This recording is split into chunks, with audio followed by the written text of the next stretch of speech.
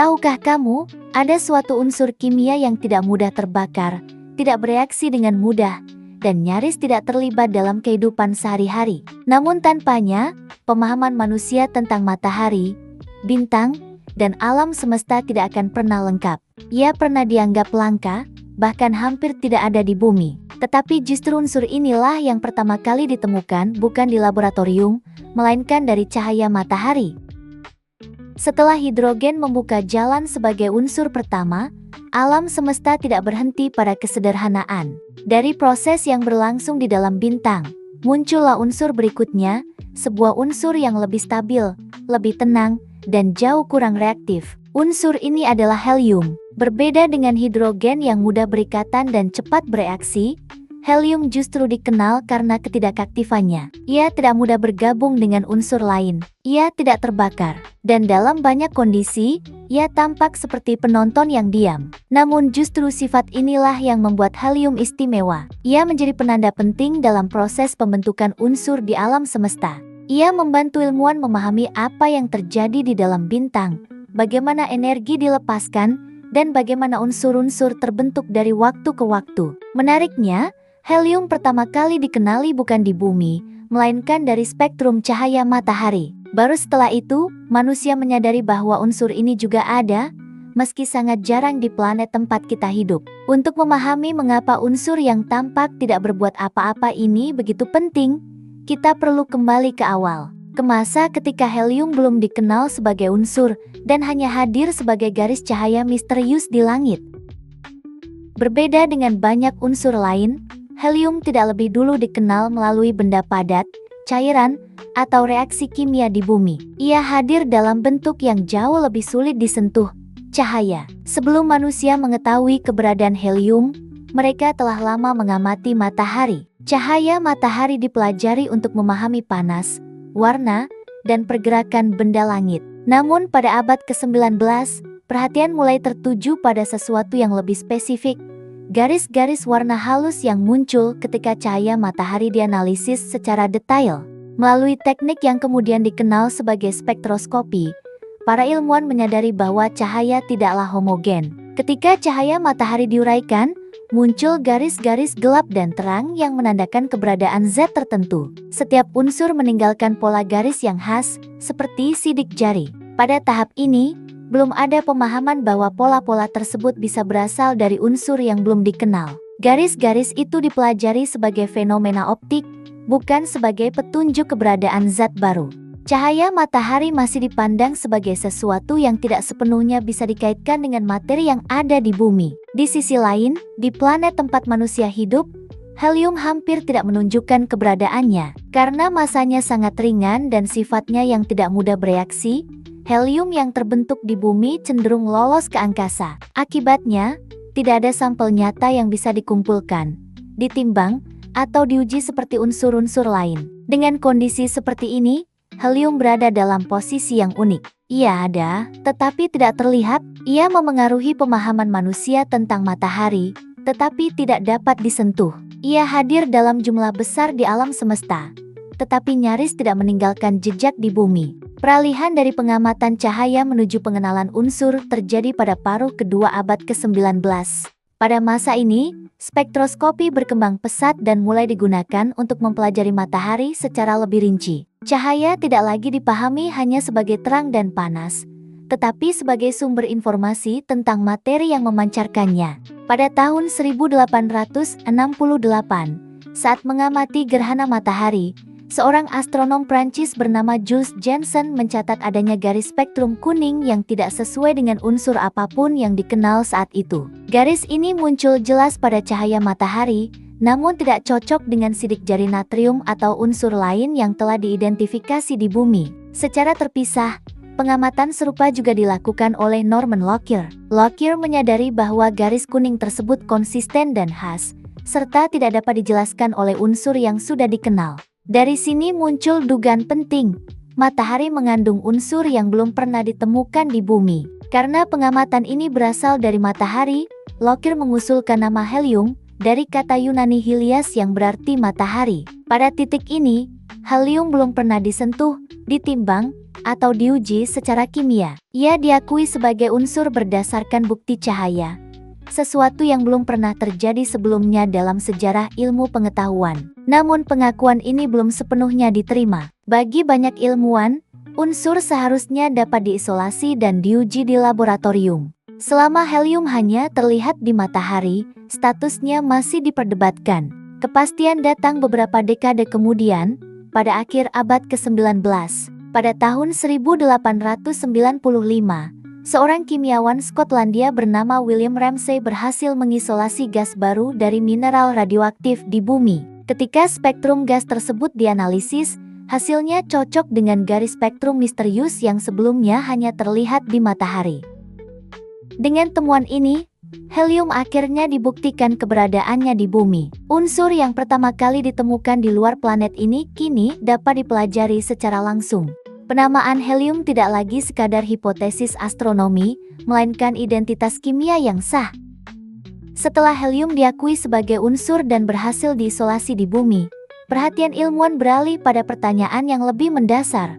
Seperti apa sebenarnya unsur ini? Helium menempati posisi kedua dalam tabel periodik. Nomor atomnya adalah 2. Di dalam inti atom helium terdapat 2 proton, dan di sekelilingnya bergerak 2 elektron. Struktur ini menjadikan helium salah satu unsur paling stabil yang pernah dikenal. Menurut model atom Bohr, 2 elektron helium mengisi lintasan energi pertama secara penuh. Tidak ada ruang kosong. Tidak ada kebutuhan untuk berikatan. Inilah alasan utama mengapa helium sangat tidak reaktif. Ia tidak mudah bergabung dengan unsur lain, bahkan dalam kondisi yang ekstrem. Sifat ini membedakan helium dari hidrogen. Jika hidrogen cenderung mencari pasangan, helium justru sudah lengkap. Secara kimia, ia tidak membutuhkan apapun untuk menjadi stabil. Secara fisik, helium adalah gas yang tidak berwarna, tidak berbau, dan tidak berasa. Ia sangat ringan, lebih ringan dari udara, namun berbeda dari hidrogen, helium tidak mudah terbakar.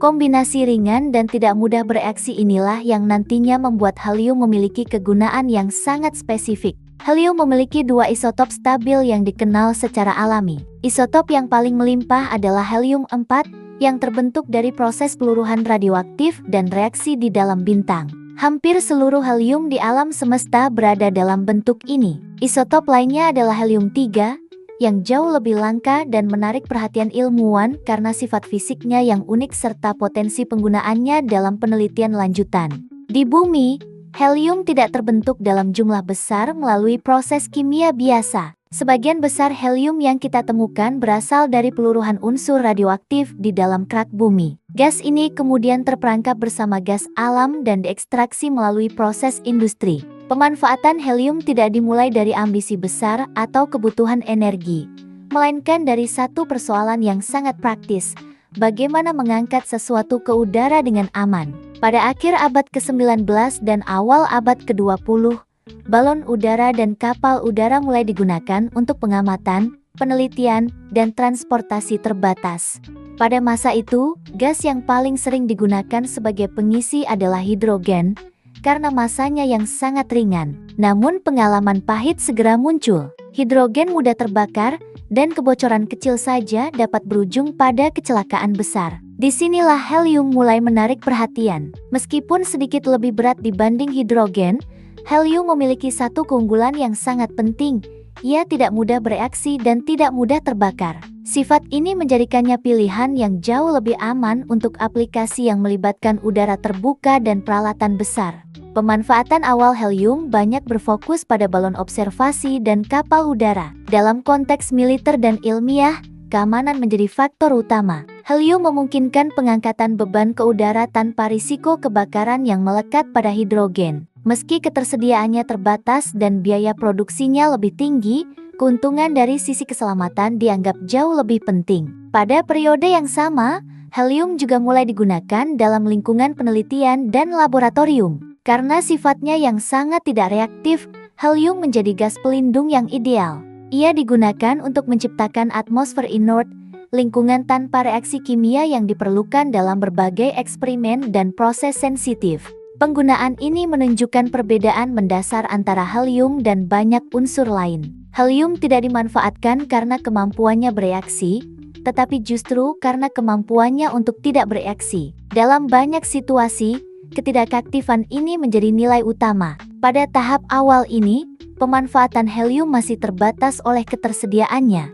Helium bukan unsur yang mudah dikumpulkan. Ia tidak dapat diproduksi melalui reaksi kimia biasa dan harus diekstraksi dari sumber alami yang sangat spesifik. Karena itu, penggunaan helium berkembang perlahan, mengikuti kemampuan manusia untuk menemukannya dan memurnikannya.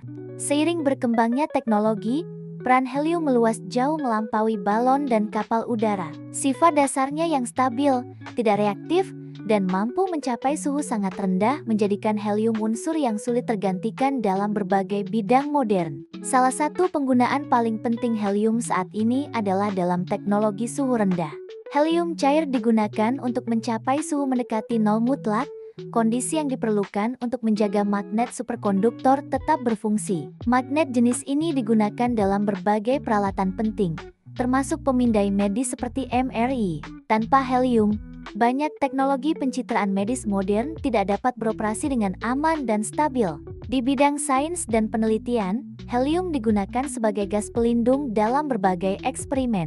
Karena hampir tidak bereaksi dengan unsur lain, helium menciptakan lingkungan yang aman bagi proses-proses yang sensitif terhadap oksigen atau uap air. Dalam penelitian fisika dan kimia, peran ini sangat penting untuk memastikan hasil eksperimen tetap akurat. Helium juga digunakan dalam industri semikonduktor dan teknologi tinggi. Proses pembuatan komponen elektronik skala mikro membutuhkan lingkungan yang sangat bersih dan terkontrol. Helium membantu menjaga stabilitas suhu dan mencegah reaksi yang tidak diinginkan selama proses produksi. Dalam industri energi dan kedirgantaraan, helium digunakan untuk pendinginan, pengujian kebocoran, dan pengisian sistem bertekanan. Sifatnya yang ringan dan mudah dideteksi ketika bocor membuat helium ideal untuk memastikan keamanan sistem yang bekerja pada tekanan tinggi. Di bidang kesehatan, selain perannya dalam peralatan medis, campuran helium dengan oksigen digunakan dalam kondisi medis tertentu untuk membantu pernapasan. Campuran ini mengalir lebih mudah dibanding udara biasa, sehingga dapat mengurangi beban kerja paru-paru pada situasi tertentu. Satu hal penting yang membedakan helium dari banyak unsur lain adalah keterbatasannya. Helium yang digunakan di bumi sebagian besar berasal dari peluruhan radioaktif alami di dalam kerak bumi dan terperangkap bersama gas alam. Ketika helium dilepaskan ke atmosfer, ia cenderung lolos ke angkasa dan tidak dapat dikembalikan dengan mudah. Karena itu, helium dipandang sebagai sumber daya yang perlu dikelola dengan hati-hati. Pemanfaatan helium di dunia modern menunjukkan bahwa unsur ini tidak menjadi penting karena kelimpahannya, melainkan karena sifat-sifat unik yang tidak dimiliki unsur lain. Ketika dibutuhkan kestabilan, ketenangan kimia, dan kondisi ekstrem, helium seringkali menjadi pilihan yang tidak tergantikan.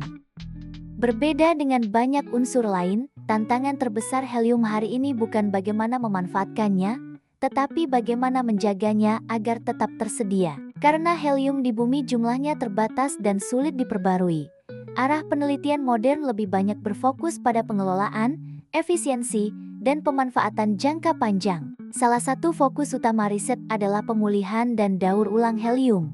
Dalam banyak aplikasi industri dan medis, helium digunakan lalu dilepaskan ke atmosfer.